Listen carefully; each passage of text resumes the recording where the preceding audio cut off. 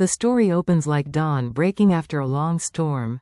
James and Diep, known to their audience as CEO James and Diep, stand once more upon the soil that had nearly drowned their small wooden house.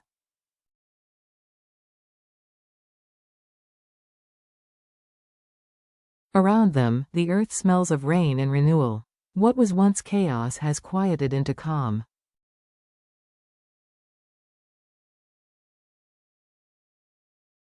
They are survivors of heartbreak, both personal and human, yet in their stillness lies a deeper victory: forgiveness.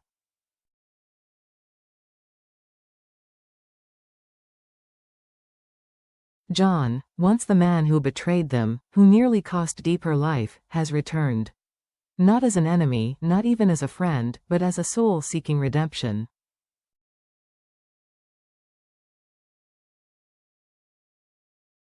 Where vengeance might have grown, compassion has instead taken root. Diep's words, whispered amid the scent of wet soil, carry both grace and wisdom. See, no matter how fierce the storm, the sun always returns.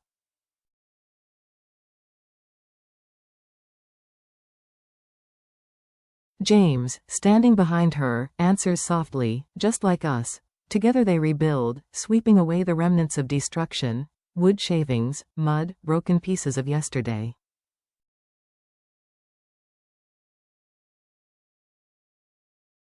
When Diep hangs her painting by the window, a portrait of them standing hand in hand, James calls it their true beginning.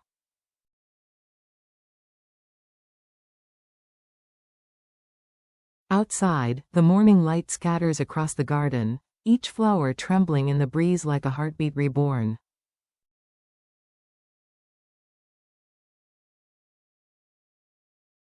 The quiet morning of regret.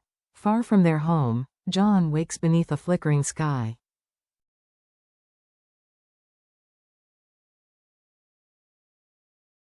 The air is cool, the smell of damp earth thick and raw. His face, lined, weary, carries the weight of too many yesterdays.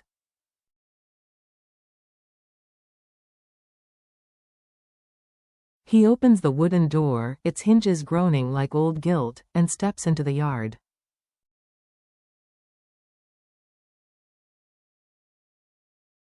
As he sweeps away rainwater and fallen leaves, every motion feels like a prayer. The broom's steady rhythm becomes his confession, each stroke erasing the ghosts that linger.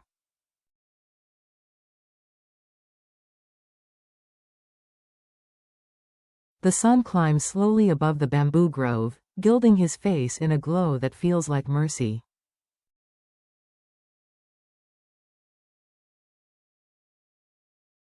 John tends to the chicken coop, a gift from James and Diep, and smiles faintly as the chicks chirp and peck at the ground.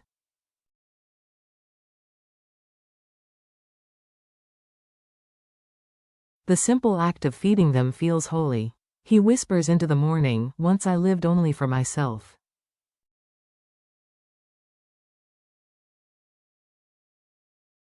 Now, I just hope to be worthy of the faith they gave me." Inside, he finds his old notebook, a relic of darker times.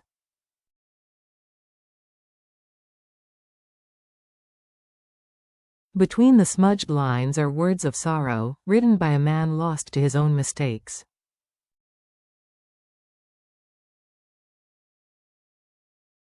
Today, under the light streaming through the window, he adds new words: begin again.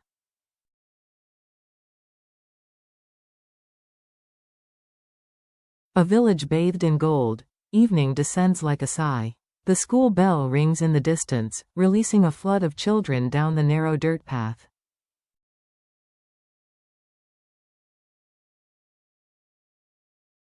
Diep stands by the gate, her conical hat glowing under the sun's last light.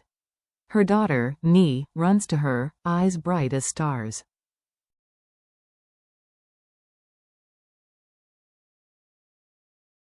"Mom, my teacher praised me today," she chirps. Diep kneels, embracing her child, the scent of sunlight in the girl's hair.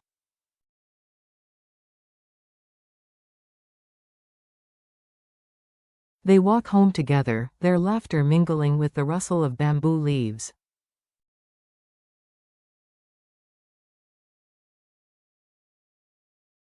The fields shimmer gold with ripening rice, and for a moment, peace feels eternal.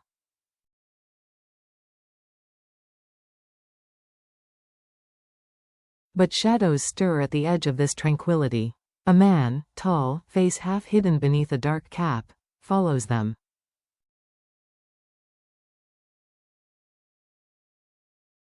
His footsteps are slow, deliberate, heavy with intent. Diep does not notice. The breeze carries only Nie's laughter and the hum of cicadas.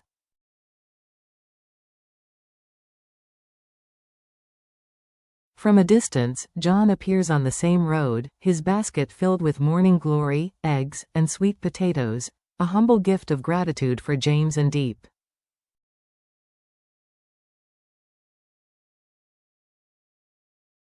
He spots the stranger and feels unease creep through him like a chill wind. The man's movements are too careful, too calculated.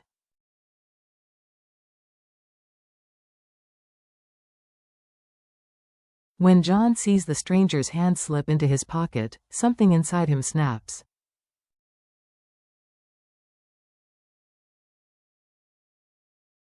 "Hey, you there. Stop right now," his voice cuts through the dusk.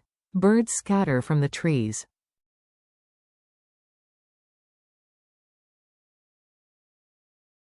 The man hesitates, startled, then bolts toward the fields.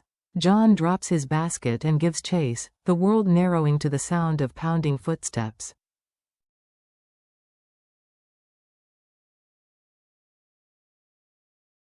He catches the stranger, grips his shoulder, and slams him down. "Who are you? Why are you following them?"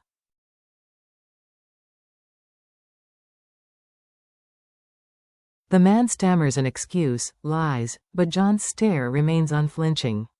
When the stranger finally breaks free and vanishes into the bamboo grove, John stands panting in the crimson light, whispering to the wind, "If you come near them again, you'll answer to me."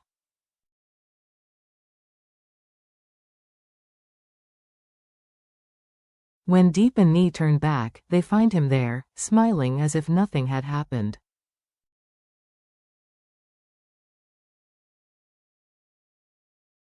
He simply hands over the basket. "Just a few vegetables," he says. "Thought I'd drop them by."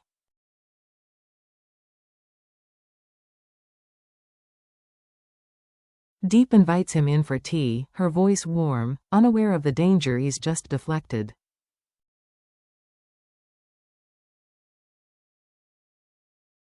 John declines quietly, leaving with the setting sun. Nie waves, calling, "Uncle John, come again soon."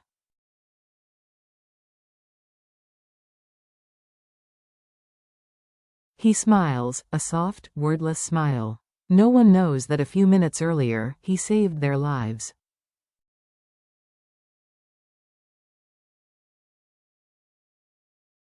But perhaps true goodness does not need witnesses. The night vigil. That night, the countryside sleeps beneath a crescent moon.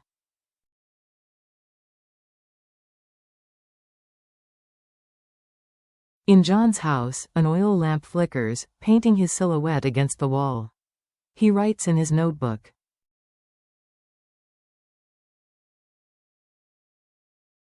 Stranger. About 30. Gray jacket. License plate 26. Not from this village. Must find out who he is.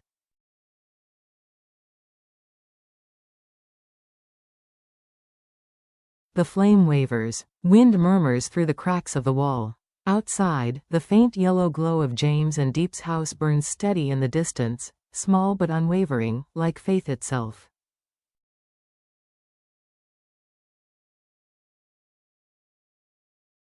John whispers to the night, "They once saved me. Now I'll protect them, even if they never know."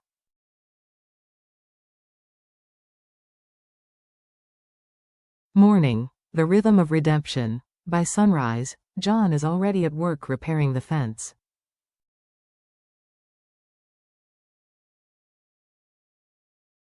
James steps outside with a cup of coffee, amused. "You've been up early every day, John."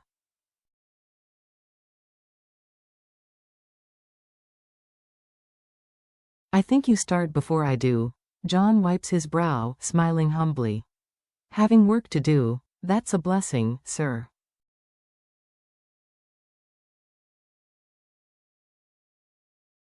I just want to be useful. Diep joins them with a jug of water.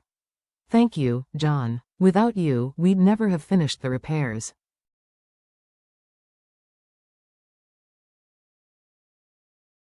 John's eyes drift toward the narrow road beyond the fence, the place where darkness once lingered.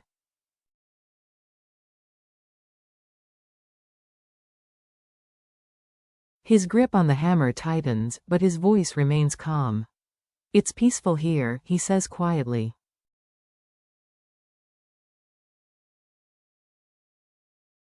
Let's keep it that way. As the morning unfolds, laughter mingles with the sound of hammering.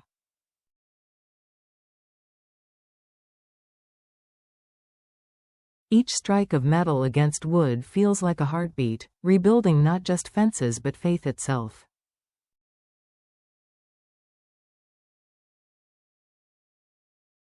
For the first time in years, John feels whole.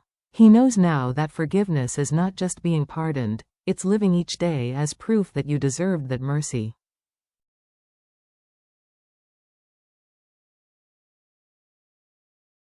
Above the village, clouds drift apart. Sunlight pours down like a blessing.